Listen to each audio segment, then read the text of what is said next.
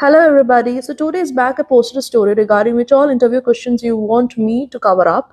So, almost 60% of the replies were the same. They were regarding how do I stop fumbling? How do I look confident? How do I speak professionally, even if my English is not perfect? So, I guess in this reel, I have to cover everything. So, let's just go through all these problems in a go. First, let's talk about fumbling. So, fumbling doesn't happen because you're not smart, it's because you're scared of sounding wrong. So most of the candidates they speak too fast. So what happened eventually is their mind races ahead of their words. Have you noticed how the beauty pageants in the competition speak to the questions they are asked? So they take a moment to think. That 1 second pause before answering. That's the tip here. This actually helps your brain to become calm and your words become automatically clear. Second question was regarding how to look confident. So, what I want to say to you candidates is that confidence is not knowing everything, but it's about managing your presence. So, what you have to do is when you go for interviews, always try to sit straight. Keep your shoulders relaxed. Try to maintain an eye contact with the interviewer. It doesn't mean that you have to keep staring at him. No, that's not what I mean.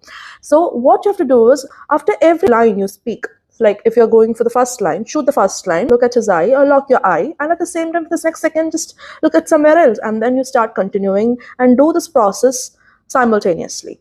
And then use your hands. Your hands speak louder. Don't keep it under the table. Give small gestures using hand, small hand movements to show your points out. So use all these small hand movements, these gestures. This eventually make you sound more confident than you think. Now the most common fear: what if my English is not perfect? Trust me, HR doesn't expect perfect English. They expect clarity. I repeat, they expect clarity. So even if you're framing your responses with simple English, it's enough for them. All they want to hear from you is some naturality. They don't want robots speaking out English. So if you have an inferiority complex that, oh my God, my English is not perfect, you can always try to frame your responses with simple sentences like, let me explain it simply.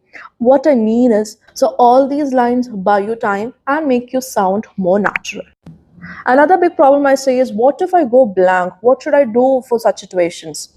So, dear candidates, trust me, it's okay. It's a natural thing. Going blank out is a natural. This does not just happen during interviews, it can happen in any public event you go. So, what you have to do is you have to rehearse or reframe a sentence to overcome the situation. You can say, like, that's a good question. Let me think for a moment. This one line instantly shows maturity instead of